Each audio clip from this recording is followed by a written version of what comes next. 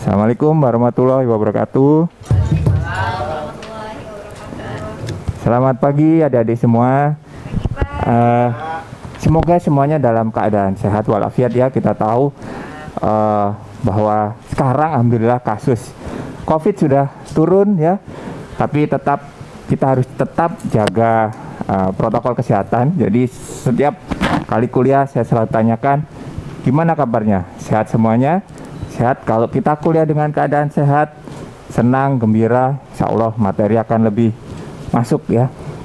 Jadi pada kali ini kita kan sudah masuk ke modul gastrointestinal ya.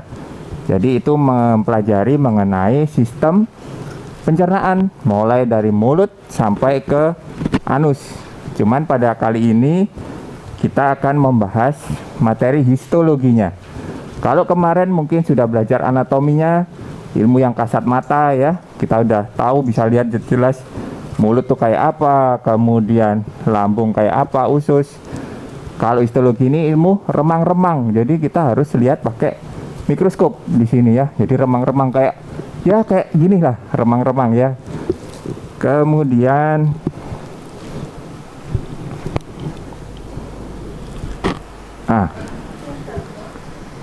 kalau di sini ya, terima kasih.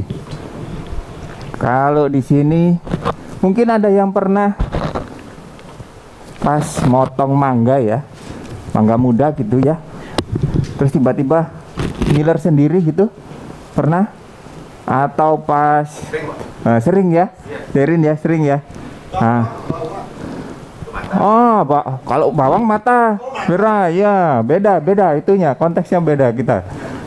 Kemudian atau pernah yang merasakan nyeri perut sampai terlilit gitu ya, sampai rasanya bisa sampai sesak napas. Nah itu semua nanti akan ada kaitannya dengan materi ini. Jadi sebelum kita belajar suatu penyakit, kita harus tahu kondisi normalnya dulu seperti apa. Jadi ada beberapa pokok bahasan yang akan kita bahas, yang mulai dari rongga mulut, kemudian kelenjar liur, kenapa sih anak bayi tadi sampai ngiler gitu ya, kemudian esofagus, kalau kita makan bakso gitu langsung gluk gitu bisa langsung masuk. Nah, itu akan kita pelajari di sini. Kemudian usus kecil. Nah, untuk usus besar, hati, pankreas dan lain-lain kita pelajari di pertemuan berikutnya. Kalau kita pelajari semua pada hari ini, saya khawatirnya nanti ini berasap semua nih. Nah, jadi kita pelajari ke materi berikutnya. Kalau kemarin anatomi kan jelas ya, gede-gede kayak gini ya. Nah, kalau histologi ini remang-remang, jadi kita akan belajar sel dan jaringan penyusunnya. Jadi kita harus tahu struktur yang normal dulu, baru kita pelajari penyakitnya. Jadi kenapa sih kok kita kalau nyeri lambung itu sampai sendawa gitu ya, itu apa sih yang menghasilkan sampai gitu, itu apanya gitu. Nah itu kita pelajari di sini. Kita mulai dari rongga mulut ya. Kita mulai dari rongga mulut. Di dalam mulut dibatasi oleh bibir ya, bibir. Kemudian kalau kita bahasa medisnya kita sebut cavum oris. Cavum itu merupakan suatu ruangan, oris itu adalah mulut ya. Kemudian yang terpenting di sini adalah pelapis ya, pelapis dari bagian dalam itu adalah, kita harus ingat lagi kembali ke materi histologi dasar ya, bahwa pelapisnya adalah berlapis squamous tanpa keratin. Kalau ada keratin itu beda. Kalau ada keratin itu kayak kulit ya, ini keras nih. Kalau mulut tidak ada keratinnya, makanya kita lebih lembut.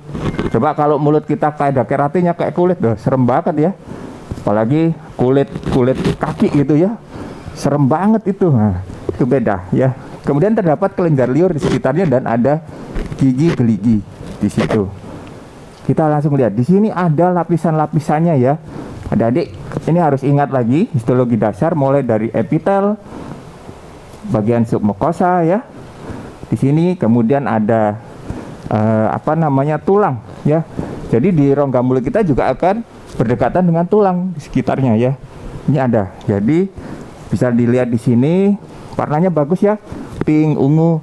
Inilah histologi. Bagusnya di sini. Jadi kita bisa lihat warna-warna kalau sebetulnya jaringan tubuh kita kalau dilihat di bawah mikroskop ya seperti ini ya. Kemudian ada beberapa kelainan dari rongga mulut. Mungkin ada yang pernah makan kemudian kegigit gitu ya. Kemudian muncullah luka di sini yang nyeri. Ya. Kita namakan apa biasanya? Sariawan ya, sariawan. Nah, kita biasa nyebut ulcer ya, ulcer di sana. Yang terjadi apa sebetulnya? Ini terjadi ulcerasi atau perlukaan di sini. Ya, ini lama kelamaan kalau tidak sembuh ya, hati-hati bisa mengarah ke keganasan. Hati-hati ya. Jadi, kanker rongga mulut bisa ya. Begitu. Kenapa, Vira? Untung selesai. Udah tidak tergigit ya. Alhamdulillah. Kemudian kelenjar liur. Nah, yang tadi kita lihat adik bayi tadi ngiler gitu ya. Atau kalau kita pas lihat mau ngerujak gitu tiba-tiba ngiler gitu ya. Itu adalah dihasilkan oleh yang namanya saliva tadi, dihasilkan oleh kelenjar liur yang ada di sini, depan pipi, bawah dagu ya. Kemudian di bawah lidah. Jadi kenapa sih kalau kita dulu waktu kecil mungkin, oh ya silakan. Stimulusnya dari kepala ya? Apanya? Stimulus Sirin. keluar ilernya itu dari kepala. Betul. Jadi dari rangsang di sini ada saraf yang dia mempersarafi daerah sini, daerah kelenjar liur. Jadi dari mata stimulus masuk ke saraf, kemudian akan mengeluarkan. Jadi ada sensorik, kalau masih ingat ya modul kemarin saraf jiwa masuk dihasilkan di sini, akhirnya keluarlah si saliva tersebut begitu. Kita langsung lihat kenapa sih kadang liur kita kadang encer, kadang kental gitu ya. Ternyata di sini ada dua tipe nih, ada yang memang menghasilkan kental, ada yang encer, dan ini sangat-sangat dipengaruhi oleh stimulus tadi. Betul kata Zerin tadi ya. Jadi dia sangat-sangat dipengaruhi oleh stimulus yang ada, gitu ya. Sampai sini ada pertanyaan atau bingung? Ya silakan. Kalau malam kan kita nggak ada yang sensorinnya Pak. Ya. Tetap ada liur di dalam. Pertanyaan yang bagus ya. Kan nggak ada stimulusnya nih. Kok bisa sih masih ngiler-ngiler sampai bentuk pulau gitu ya? Kenapa? Baik, karena produksi ini dia berlangsung terus-menerus. Jadi setiap detik dia akan dihasilkan walaupun tidak ada stimulus sebetulnya. Sama seperti air mata. Air mata kita kan sebetulnya dihasilkan terus nih. Tapi kenapa kok pas ngiris bawang atau pas nonton mungkin yang adik-adik yang cewek ya drama Korea, betul Vira, kok sampai keluar nih? Itu kita sebut banjir air mata ya. Kenapa? Karena terowongannya udah penuh nih. Produksinya terlalu berlebihan. Jadi kalau malam kenapa sih kok nggak ada stimulus kok keluar terus?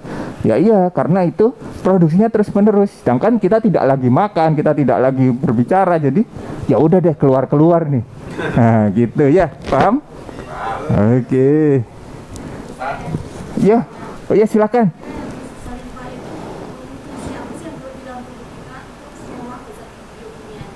Baik, di saliva ya. Ini sebetulnya ini materi biokimia nih. Besok diajarkan oleh Dr. Andri itu, tapi tidak apa, kita pelajari sedikit ya.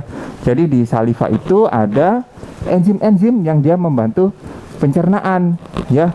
Enzimnya, kemudian enzimnya apa? Ada salah satunya yaitu yang dia mampu membunuh bakteri juga. Jadi dia masuk sistem pertahanan tubuh ya, sistem pertahanan tubuh kita. Tapi untuk jelasnya besok biokimia kita akan masuk ke sana ya. Kemudian ini ada gangguan nih kalau kelenjar liur kita membesar nih. Ini biasanya ya pasien tua, bapak-bapak usia lebih dari 40 ada benjolan di sini. Ya, kaitannya dengan merokok. Ini adalah Warthin tumor. Ya, bisa. Tapi ini jinak ya. Enggak masalah. Kemudian saluran cerna yang lain intinya ada 4 yang harus diingat. Ada 4 lapisan, mukosa, submukosa, muscularis, dan adventitia, itu dari dalam keluar ya. Cukup itu yang diingat, itu mulai dari kerongkongan sampai ke anus itu sama. Ya cuman bedanya nanti fungsi-fungsinya. Dan esofagus, kalau esofagus kan kerongkongan ya, kita tahu dia penghubung dari mulut sampai lambung. Dimana kita kalau makan bakso ketelan, lep, langsung turun ya. Alhamdulillah kalau ketelannya ke esofagus, tapi kalau ketelan ke saluran napas, oh nggak bisa napas kita ya. Itu sama, dia epitelnya adalah epitel berlapis squamous. Nah, bentuknya seperti ini ya. Bentuknya seperti ini, kita lihat dari dalam ke luar. Kemudian Ini warna asli dok. warna asli. Warna asli ya. Jadi kita Ini perempuan sama. sama Vira, sama. Sama, laki perempuan. Kemudian usus halus, ya ini yang biasanya kita kalau apa? Kenapa sih kok bunyi ya? Siang kerucuk gitu ya? Ah, ternyata fungsi itu atau suara itu dihasilkan oleh usus halus. Siapa yang menghasilkan? Ah, di sini. Di sini ada tonjolan-tonjolan yang kita sebut epitel ya, mukosa. Kemudian di bawahnya ini ada otot di sini. Nah, otot ini yang dia bisa bergerak. Kalau dia sudah waktunya memberi stimulus, harusnya diisi makanan, dia tidak diisi makanan, dia akan bergerak nih. Nah, jadi muncullah suara seperti tadi kalau siang, kucuk. Nah, seperti itu ya. Ini kalau ini contoh dari usus buntu nih. Ya, biasanya nyeri perut kanan, sakit ya, sakit, kemudian demam. Ternyata ususnya udah bengkak seperti ini. Strukturnya kita lihat sudah tidak ada tonjolan-tonjolan lagi ya, banyak sel radang. Itu adalah usus buntu. Wah, ini ada satu kasus nih, kita nanti coba bahas ya di sini. Datang nih laki-laki 34 tahun dengan diare, muntah, lemah. Nah, kita lihat di sini ada gangguan nih di lapisan ini. Masih ingat ini lapisan apa? Ah, betul. Siapa namanya? Anis, Pak. Ah, bener ya, Anis. Masih ingat, ini adalah epitel. Nah, epitelnya rusak nih. Kenapa rusak? Karena diinfeksi mungkin dari bakteri, mungkin ada cacing juga di sana. Nah, macam-macam ya. Baik. Ada pertanyaan sampai sini? Ada. Silakan, Fira. Kebetulan bapak saya yang dosen pertanian itu buncit. Itu yang menambah tebal itu yang lapisan mana ya? Oke, baik. Bagus pertanyaannya. Kalau kita lihat buncitnya, kita harus lihat dulu nih. Buncitnya ini apa? Apakah itu normal atau istilahnya kita patologis ya, jadi tidak normal. Apakah itu dia yang isinya cairan atau isi lemak? Kalau isi lemak sih ya enggak masalah ya. Maksudnya kayak kita cacing pun ada buncitnya gitu kan. Tapi kalau isi cairan yang orang-orang seperti kita namakan asites ya, adik-adik kalau masih ingat ya. Jadi perutnya ini terisi cairan. Kenapa? Biasanya ada gangguan di hepar atau hati, gangguan ginjal. Nah, itu dilihat dulu Vira. Kita harus cek semuanya, kita tidak bisa mendiagnosis. Oh, ini sakit ini. Kita harus lihat. Masih ingat ada di sini prinsip menegakkan diagnosis adalah anamnesis. Kita tanya dulu keluhannya. Pemeriksaan fisik kita periksa, pemeriksaan penunjang, lab aja, dan kita terakhir diagnosis. Begitu. Jadi kecenderungan lemak itu terbentuk di lapisan mana dok? Itu di luar sistem pencernaan. Oh di luar. Nah, dia di luar sistem pencernaan. Dia di antara kulit dan otot yang ada di perut. Di luar, sama-sama. Jadi di sini, dia mau tanya? Iya, boleh. Sebenarnya tadi dari awal ingin tanya tentang masalah air liur. Tadi kan dokter bilang ada sensorik mata. Kemudian yang ingin saya tanyakan, yang saya ingat untuk diri saya itu, saya memang nggak kuat makan yang asam. Kalau pedas yang lain kuat. Begitu saya makan yang asam itu kecut sekali bagi saya.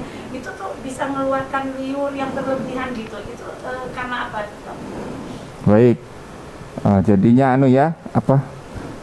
curhat ya ini ya. Curhat ya. Ya. Ada hubungannya juga. Ada, sangat ada. Jadi memang setiap orang itu dimiliki bervariasi. Jadi variasi normal pun kita itu setiap orang tuh bervariasi gitu. Ada yang nggak suka pedas, ada yang suka pedas, ada yang suka pedas tapi kena pedas sedikit langsung lambungnya menjerit gitu ya. Itu memang semuanya tergantung dari yang pertama kebiasaan kita. Ya, kalau kita sudah dilatih dari kecil seperti itu ya normal aja gitu. Jadi sel-sel tubuh kita akan respon, oh ya udah ini udah biasa gitu kan. Tapi kalau ada yang nggak pernah itu kemudian dikasih, ya bisa mencetus. Gitu, itu yang pertama faktor kebiasaan. Yang kedua memang faktor genetik. Sudah print outnya seperti itu ya udah gitu.